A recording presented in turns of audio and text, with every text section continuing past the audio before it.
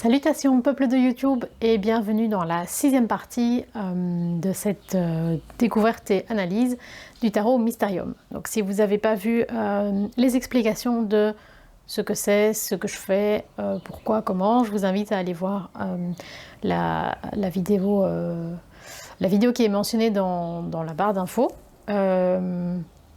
Normalement, si vous voulez regarder tout, ce sera dans une playlist, donc il n'y aura pas de souci pour bien regarder tout ça. Alors ici on a commencé par les majeurs, on a été jusqu'à la tour si je ne dis pas de bêtises, donc maintenant on est sur l'étoile.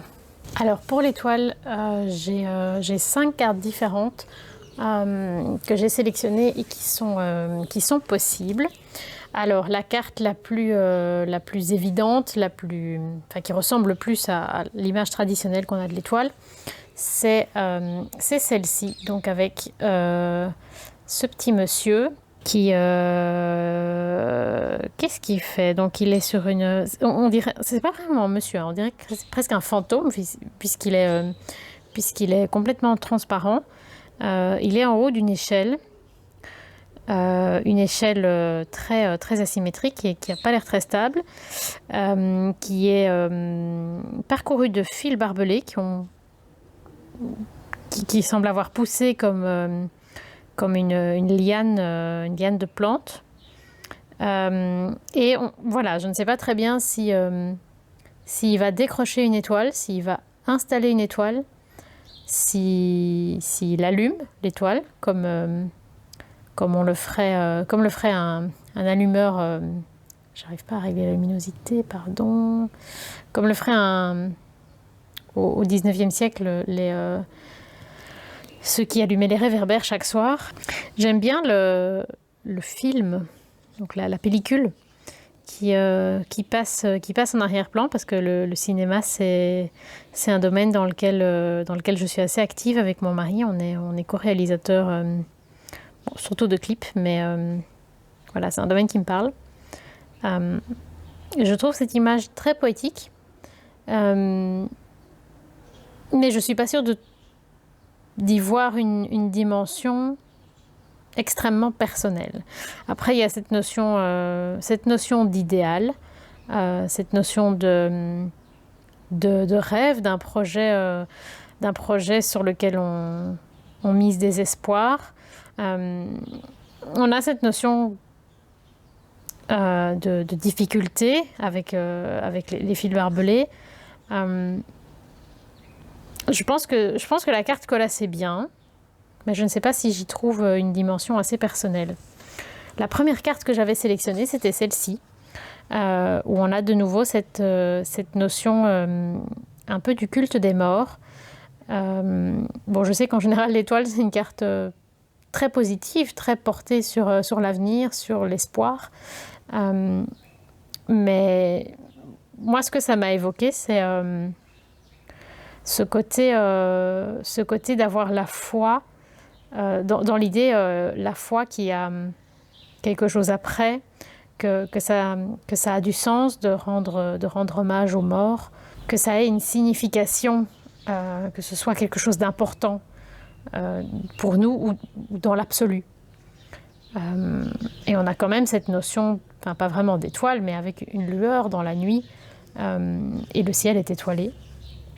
Donc j'aimais l'image que ça véhiculait, et je trouvais que même visuellement, on ne s'éloignait pas trop du visuel classique de l'étoile. Il y a une autre image que j'aime beaucoup, c'est celle-ci. Ce que j'aime en fait, c'est que moi dans l'étoile, je vous remontre l'image traditionnelle, j'ai mis un peu de temps à comprendre cette carte, mais j'avais lu c'était la Bible du tarot de Gabriel, je ne sais plus, je vous le mettrai quelque part. Ce que j'avais lu, c'est que j'avais toujours trouvé ça bizarre, cette notion de verser de l'eau dans de l'eau. Je me suis dit, mais ça sert à rien. À la limite, verser de l'eau dans la terre, pour faire boire les plantes, pourquoi pas. Mais verser de l'eau dans de l'eau, pourquoi? Et en fait, j'avais lu dans ce livre que l'étoile pouvait représenter que cette personne est en train d'essayer de créer une oasis au milieu du désert. Et ça, c'est une image qui me parle énormément parce que j'habite en pleine ville et dans mon petit jardin, c'est exactement ce que j'essaye de faire depuis longtemps maintenant, depuis 2016. Je crée une oasis en milieu urbain pour les oiseaux et j'ai énormément d'oiseaux que vous entendez probablement assez souvent dans ces vidéos. Donc cette notion de créer un endroit, pas spécialement pour soi-même, mais pour d'autres espèces et avoir la foi et la conviction que ça peut fonctionner et que ça a du sens. Ça, c'est une dimension qui me touche énormément dans l'étoile. Et je retrouvais cette notion dans cette carte. Alors, ce que j'imaginais, c'est que... Donc, on est à Paris, hein, clairement, puisqu'il y a la Tour Eiffel. Mais on a toute cette verdure ici. Et donc, je m'étais imaginé que c'était peut-être une scène post-apocalyptique. Donc, je ne sais pas si l'humain est plus là ou... En tout cas, il s'est passé quelque chose qui fait que la nature reprend ses droits. Donc, il y a de la verdure, que les abeilles y trouvent un environnement. C'est une image qui me touche. Je pense que c'est fort éloigné de l'image traditionnelle de l'étoile, mais moi, ça m'avait beaucoup touchée. Il y a celle-ci aussi que je trouve très belle, qui m'évoque la chanson Painted Black, dans l'autre sens, puisqu'il repeigne en rose clair, mais je la trouvais très poétique. Après, je ne suis pas sûre de ce que ça évoque et de ce que ça représente. L'optimisme et la foi, sans doute. Mais ça peut avoir un côté négatif aussi, de se voiler la face, ou justement d'avoir un contrôle sur notre environnement. Je sais pas, je pense... Ça pourrait avoir du sens, mais ça me touche moins. Et alors, il y a cette carte-ci que j'ai eu beaucoup de mal à placer, donc je l'ai mise pour l'étoile, à défaut de la mettre ailleurs. On a une étoile, on a une notion un peu onirique d'un environnement, je sais pas, on pourrait peut-être dire parfait, ou quelque chose peut-être une vision du paradis, je ne sais pas.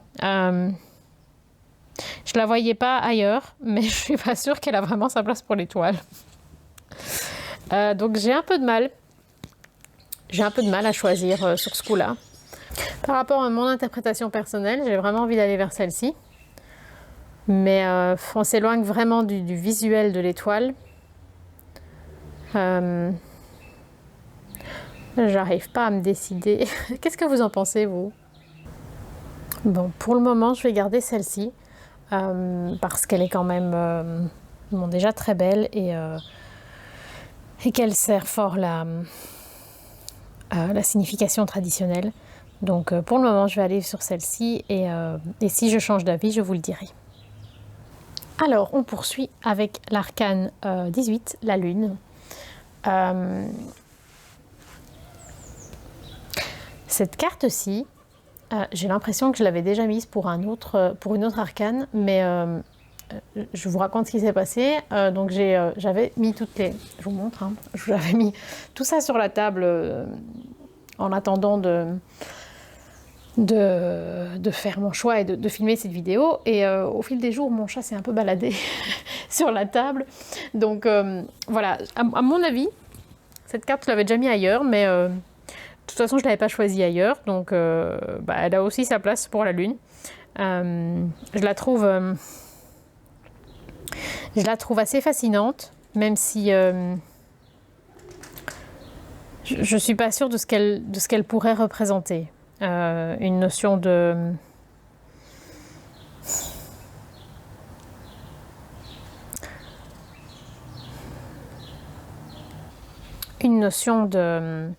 d'angoisse, une vision assez dramatique qui en soi pourrait tout à fait coller, coller à l'arcane. Qu'est-ce que Célia nous dit? Donc pour la lune 18, l'illusion, l'inconscient, le rêve et l'angoisse.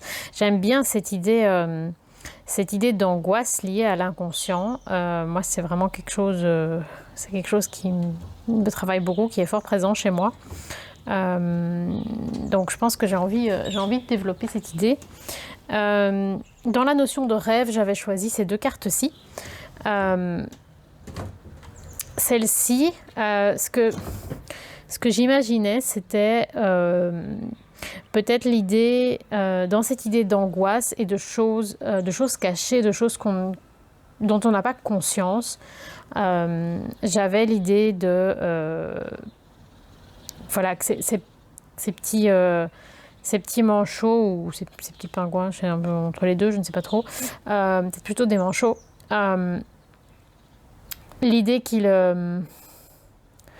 font plein de bêtises, qu'ils font plein de choses qu'ils ne devraient pas faire, est-ce que ça représente les idées qu'on se fait, ce qui nous trotte dans la tête, voilà, et ça a clairement une notion très, très onirique. Je ne suis pas sûre que ce soit le plus intéressant, mais voilà, c'est ça que j'avais vu. Ici, c'est très poétique, ça évoque un peu... c'est dans quoi qu'il y a ces bateaux volants? Est-ce que c'est pas dans Peter Pan? C'est pas du tout une dimension qui me parle plus que ça, mais voilà, je pensais que ça avait bien sa place par rapport à la carte. Moi, personnellement, c'est pas du tout celle-là que je vais choisir, mais je trouvais que ça avait sa place. Et l'une des cartes que je préfère, en fait, c'est celle-ci, parce qu'on a cette notion... c'est extrêmement mystérieux, on ne sait pas trop ce qui se passe, on ne sait pas trop ce que c'est, ça m'évoque un rituel ésotérique. On a cette pleine lune, là dans le ciel, une porte, on voit qu'il y a de la lumière qui passe en dessous, donc on imagine qu'il se passe quelque chose à l'intérieur, mais qu'on ne voit pas, qu'on ignore. C'est une des significations de la lune également. Puis on a cette grenouille là qui est, je ne sais pas si elle est sur une pierre, enfin c'est complètement improbable qu'elle soit comme ça au milieu de cet étang. On a l'impression qu'il se passe quelque chose d'un peu magique et on ne sait pas trop quoi. Ça c'est aussi le genre de... J'ai l'impression le genre d'endroit où on pourrait débouler au milieu de notre rêve. Tiens, je me retrouve là, pourquoi, comment voilà. Moi, personnellement, ça m'évoque moins l'angoisse que cette carte-ci. Mais en même temps, bon, objectivement, c'est un peu inquiétant, hein, toutes ces ronces où on ne voit pas du tout ce qui se passe, derrière. Je pense que je vais quand même choisir celle-ci. J'aimais beaucoup celle-là. Après réflexion, je la trouve très intéressante, avec l'idée aussi des pensées noires qu'on développe sans vraiment le vouloir et qui nous empoisonnent la vie. Mais je sais pas, il se passe un truc là et j'ai envie de savoir quoi. J'ai envie de savoir ce qui se passe derrière cette porte. Je pense que je vais prendre celle-là. Alors, pour l'arcane 19, donc le soleil, j'ai qu'une seule carte. Je crois que c'est parce que c'est... Je vous dis, je suis quelqu'un d'assez sombre, donc c'est peut-être pas une arcane qui me parle beaucoup, malheureusement. Ça devrait, hein, parce que ça m'apporterait peut-être un peu de réconfort, mais voilà, il n'y a pas spécialement de cartes qui m'ont évoqué le soleil dans les cartes du Mystérium. C'est peut-être aussi parce que le Mystérium est un jeu très sombre et onirique, oui, mais onirique cauchemardesque. Alors, Célia nous le décrivait. On est où ici? Donc, communication, joie, énergie et croissance. Alors, c'est clairement une carte très positive, hein, dans cette notion de joie, d'énergie, de croissance. C'est vraiment entre guillemets un bon présage.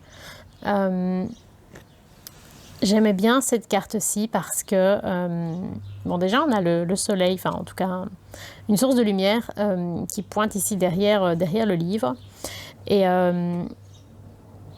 ce livre, bon évidemment la symbolique du livre c'est quelque chose qui me parle énormément, hein, comme je vous ai déjà dit dans une autre vidéo, mon grand rêve et mon grand but dans la vie on va dire c'est de devenir écrivain.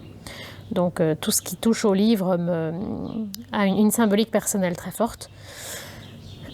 Et ce livre, bon, il a l'air un peu démoniaque. Hein. Je pense que c'est mon mari qui m'avait conseillé de prendre cette carte pour le soleil. Il fait un peu penser au Necronomicon dans Evil Dead.